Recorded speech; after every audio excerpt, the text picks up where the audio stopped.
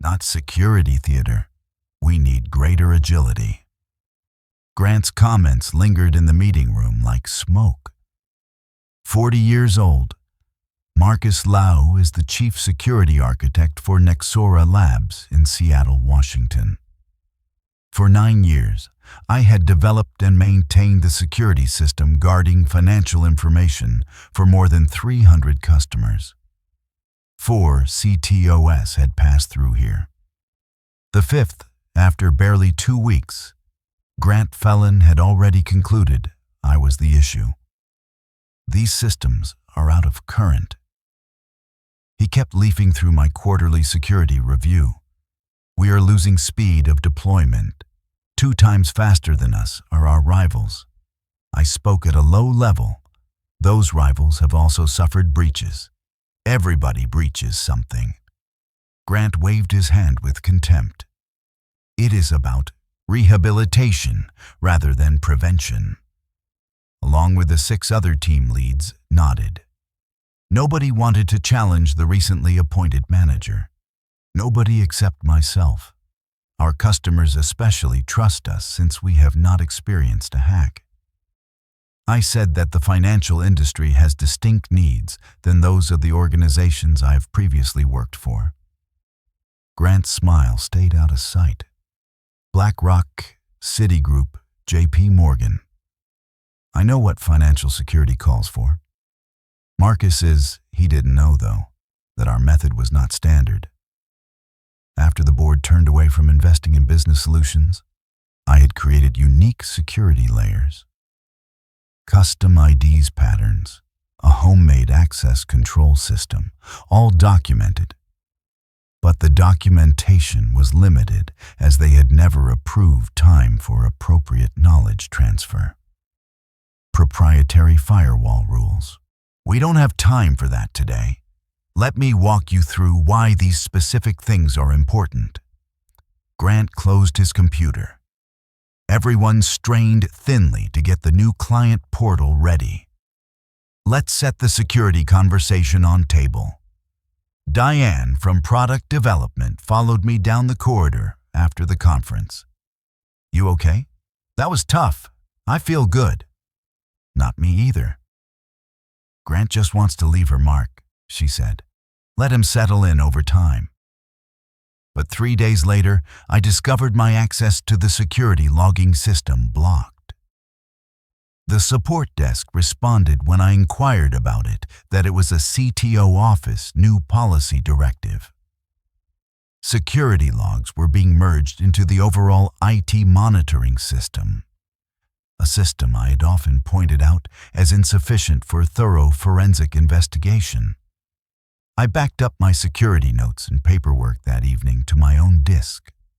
Not corporate data, only my procedures, tools, and system design. Something suggested I could need it not too far off. My custom monitoring program identified 3 odd login attempts on my security dashboard early the next morning. Nobody else appeared to pay attention. After 5 years working for a government contractor, I would be visiting Nexora. The firm was a scrappy startup with aspirational founders and more vision than cash back then. Number 26 was my employee number.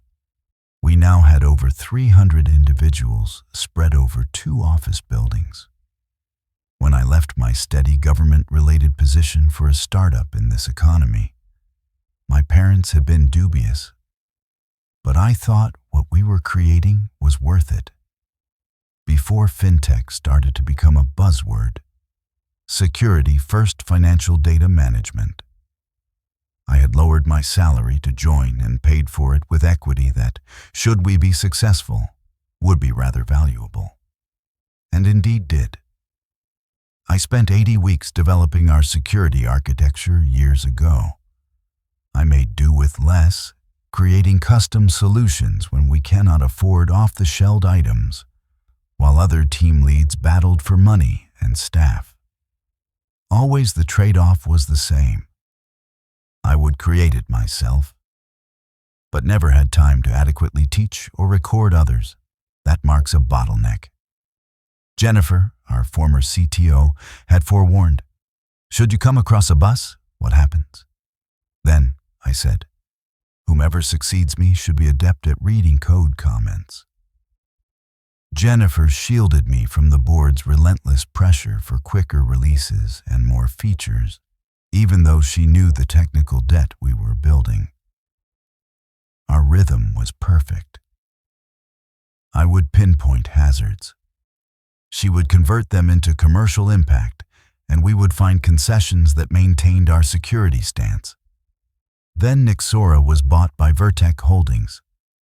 Grant came in to replace Jennifer. His mandate was clear: speed up development and simplify processes. Unlock imprisoned value, as he phrased it in his all-hands introduction. I saw the changes a month later. Security reviews were cut to fit more aggressive release schedules. Rescheduling of penetration testing followed a scale-back approach. The requests for security enhancements from my team were ranked lower. Diane also noted it. Lunch in the courtyard, she revealed. They are pushing our sprint capacity up to breaking point. QA is being strained to reach targets. Regarding the compliance criteria, what about I-inquiry? We cannot take shortcuts in this area. She shrugged. Grant claims we are reading the requirements differently. Not my. His words are somewhat different. That evening, James, my direct report, dropped by my desk. Something strange, he mentioned. About our firewall rule updating procedure, I was asked. Grant is curious about the reason for the slow implementation of modifications. You clarified the testing criteria? Indeed, but he kept wondering whether there were any quick fixes we might use in an emergency. I stayed seated gazing at my monitor after James departed. 9 years of meticulous effort, suddenly they yearned for shortcuts. All started to fall apart right under my hands. Thursday morning brought the calendar invite. Conversation on security reform. Grant Phelan, Marcus Liu, Conference Room B. 2 p.m. I checked my security dashboards one final time first thing in morning. Everything was operating as it ought. My own bespoke alert system was looking for odd access trends. Customer data repositories were segmented exactly. Every backup verification test came out as green. At 2 p.m. clear, I entered Conference Room B. Grant arrived already carrying Heather from HR. Marcus, have a seat. His tone was hollow, professional. I will direct myself right straightforwardly. We are reorganizing our security operating paradigm and moving to a more dispersed style. I gave nothing. HR's presence answered everything I needed to know. He went on. Your role as centralized security architect is being removed. Every product team is including security elements into their work. Who will look after the central security system? I questioned. Grant said we are switching to cloud-native tools with third-party administration. Less reliant on tribal knowledge, more scalable. Knowledge from tribes. After 9 years developing specialized solutions to safeguard client data, I simplified it to an organizational anti-turn. Heather pushed a folder across the table. This sums up the severance deal. 2 months of pay, extended health benefits, and hastened vesting of acquired equity. I looked over the numbers in the folder. Fair, even kind. One had made this choice well above Grant's level. He served as just the messenger. Before you depart today, we will require your access cards and credentials. Grant interjected. James will manage any knowledge transfer for the following 2 weeks. You are not required to come in, but be reachable via phone. James doesn't know the whole system I mentioned. Not one other person does except me. Grant's expression softened just a bit. Marcus, everything is recorded. We went over your wikis and archives. Recorded, certainly, but knowing the documentation needed context, I never had time to offer. The board had turned down my calls for a suitable knowledge transfer initiative on several occasions. Move quicker, we'll tidy things afterward, has been the chant for years. I understood, closed the folder, said. I kept my passwords on a notebook. VPN, security console, domain admin, monitoring systems.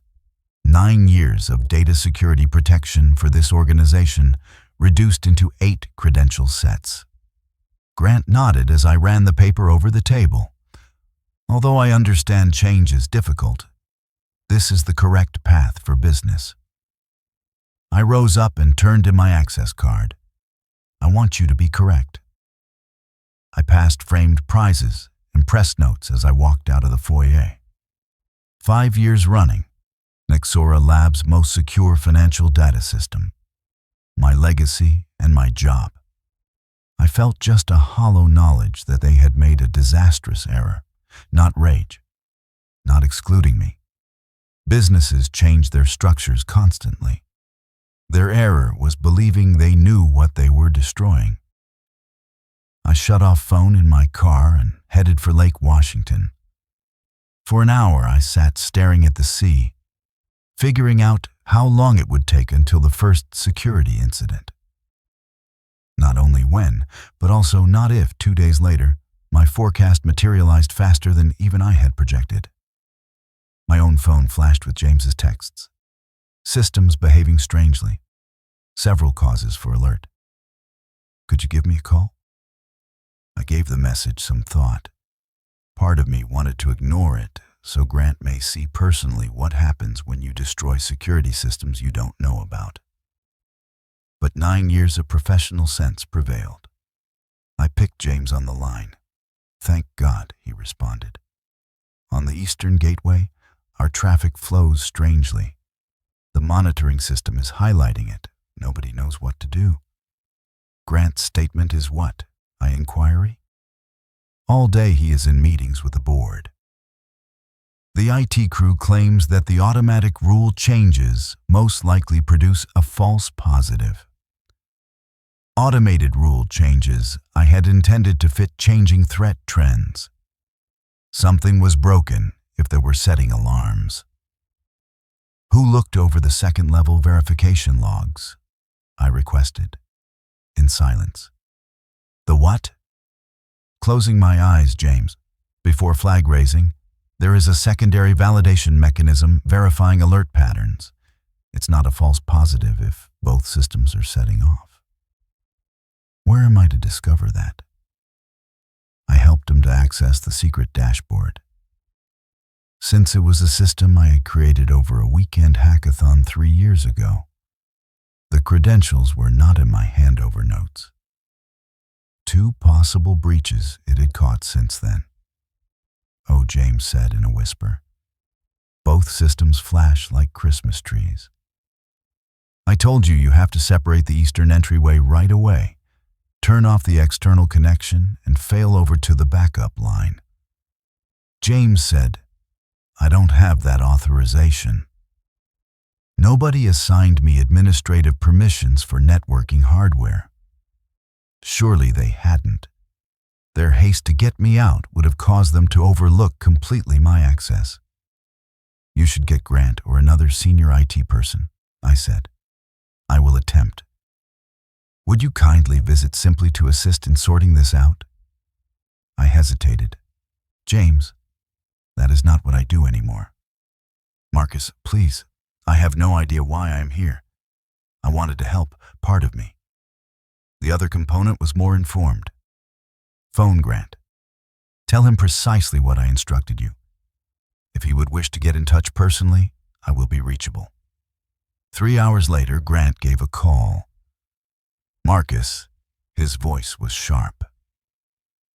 We have some security problems here, I said. James appears to take it as really important. There isn't much showing from our regular monitoring. This is true because the constant surveillance was not meant to detect complex breaches. I had created another system just for it. Grant, what from me is what you want? He started to clear his throat. We might find value for your insight. Perhaps a phone call for guidance. You want me to offer advice on the security system you recently determined wasn't needed? Nobody claimed that security was not essential, he stated sternly. We are reorganizing our management of it. How is it doing so far? For a time, the connection was silent. We are ready to pay your contractor fee for help. I grinned grudgingly. My contractor rates $800 an hour, 4-hour minimum, paid up front, with a written declaration attesting to my lack of accountability for results. I would have anticipated him to balk. Rather, he said, I'll have the paperwork drawn up. How soon can you start? I can't, I answered. I've taken another job. Non-compete clauses in my severance stop me from now accessing your systems, since I'm now working for another financial security company. This was lies. I hadn't taken another job yet, and the non-compete contained exception for consulting. Grant was ignorant of that, though. Marcus, this is quite important. I did agree, really. She is. I hung up and turned off my phone once more. Whatever was going on at Nixora, it was no longer of concern for me. They have decided what to do. Out of habit, I checked the tech news sites following morning. Not yet. Nixora is not anything. By lunchtime, though, the first headline surfaced on a blog about cybersecurity. Financial data company Nixora Labs looking at possible security issue. My phone rang 7 times from different Nixora numbers. 3 from Grant, 2 from James, 1 Diane, 1 from a number I cannot identify. I heard the voicemails. Grant, Marcus, we have to discuss. Things have gotten more dire. Come back right away. James, it's horrible. Very terrible. We cannot shut someone out from the system while they are in it. Marcus, the CEO of Nixora, called the final voicemail from Stephen Wright. Marcus, this is Stephen.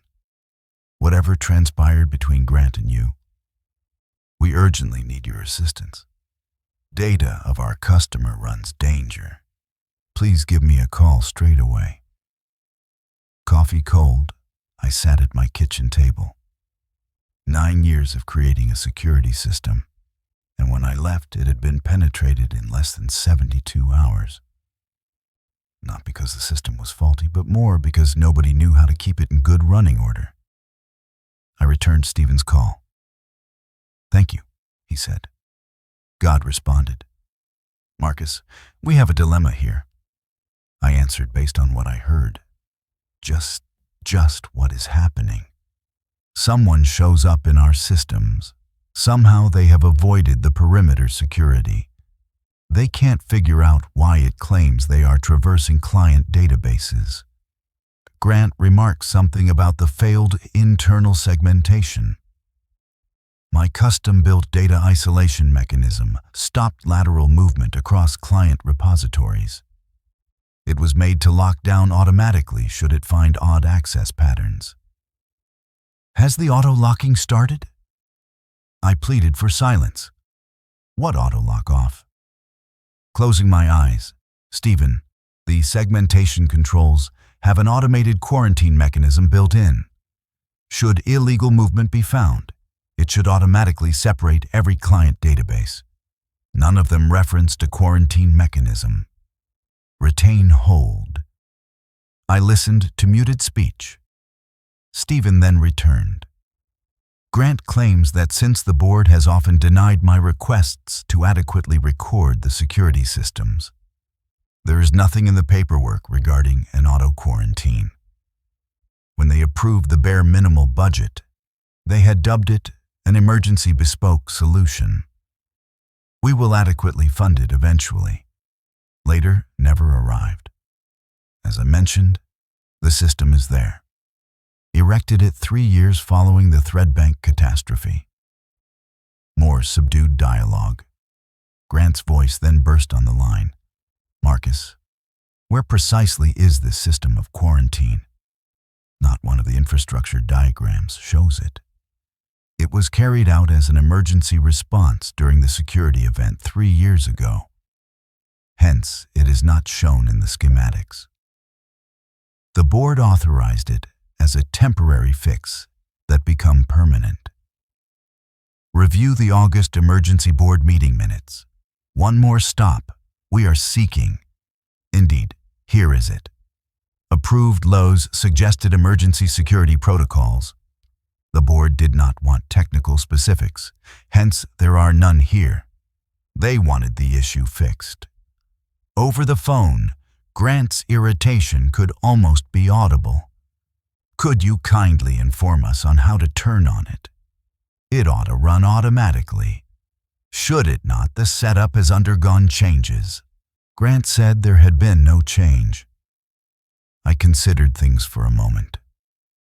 Look over the planned security management server tasks. Every 6 hours there is a verification duty to make sure the quarantine system is running as it should. A few minutes of quiet.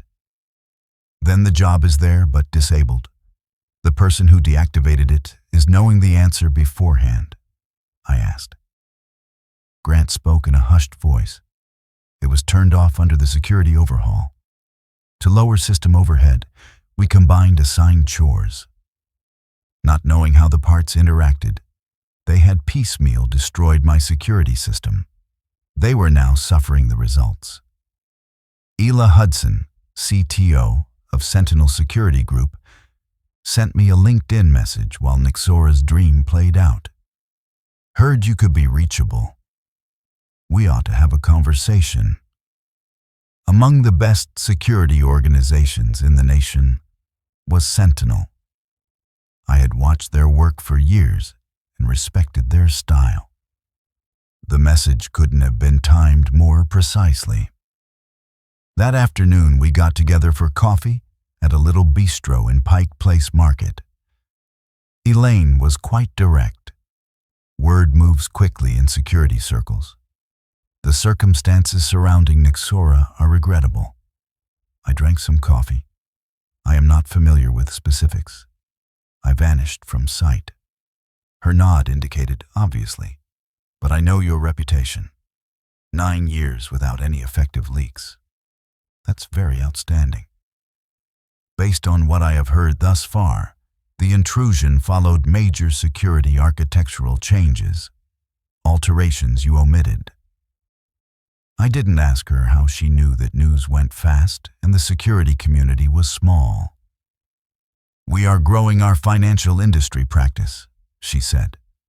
Someone who recognizes the particular difficulties, who has developed original solutions, and who knows how to oversee sophisticated security systems is exactly what we need.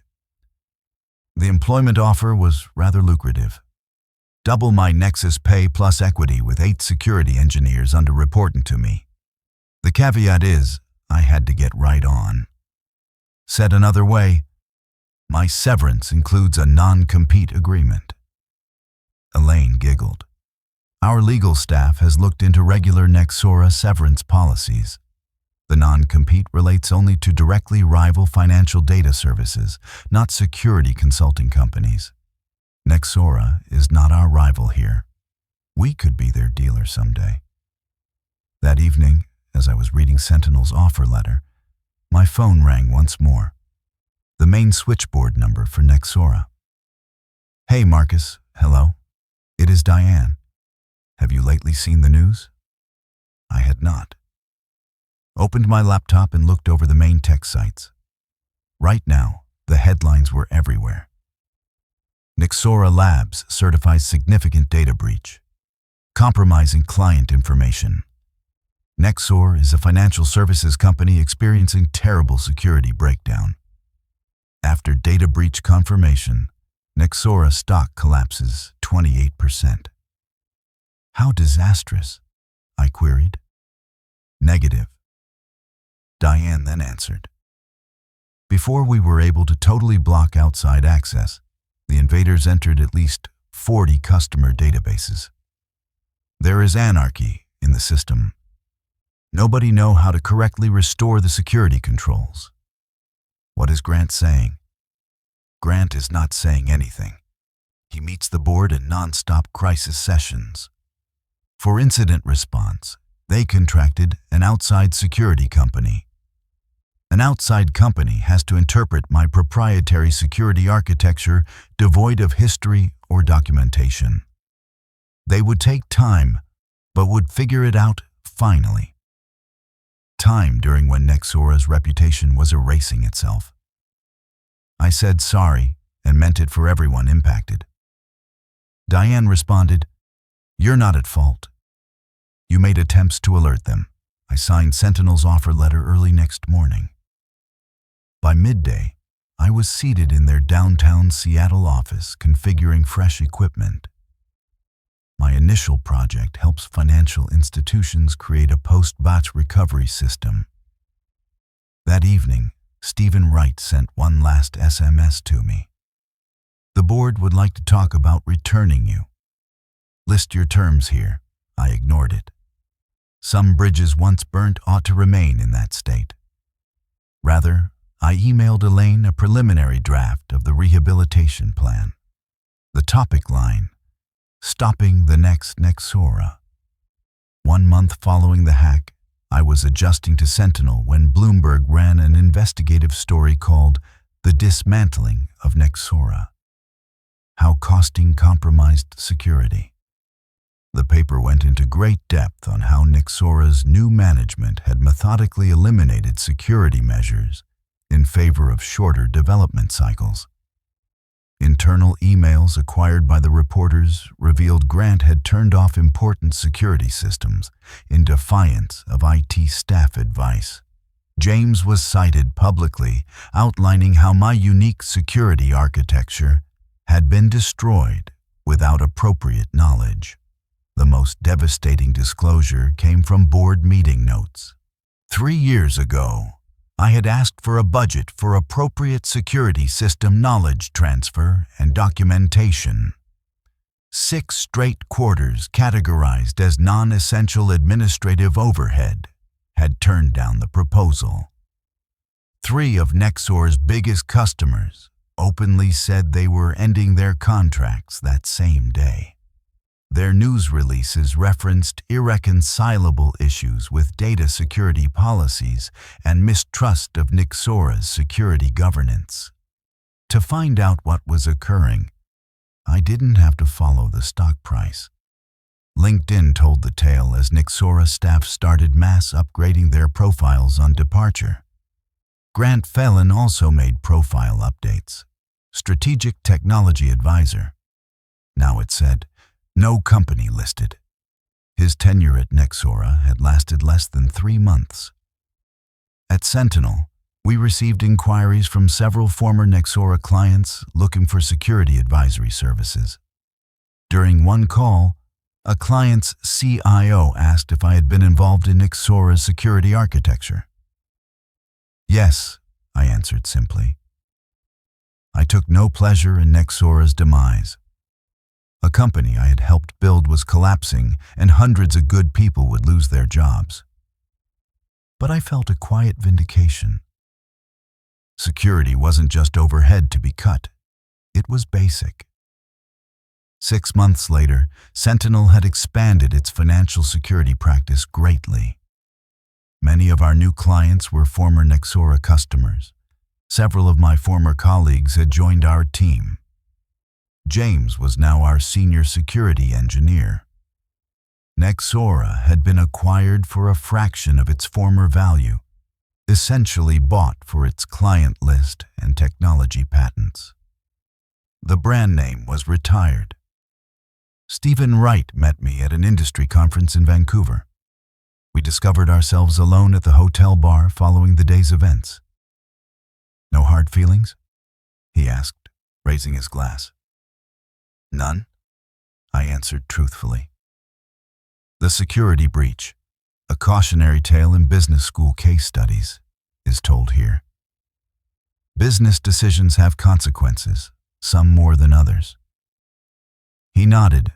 For what it's worth, I fought against those changes, got outvoted. That's boards for you, I said. Your new firm seems to be doing well. We are. Stephen finished his drink. You know what the irony is?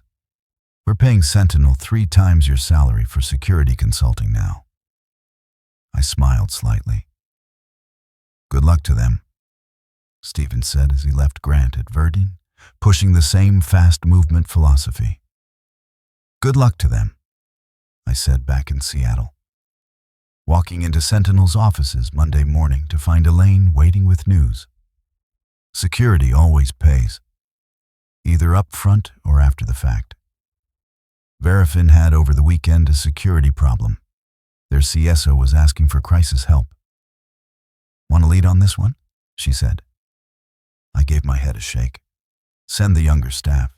They need experience. That afternoon, I prepared our new customer onboarding material. Clear, thorough, painstakingly exact.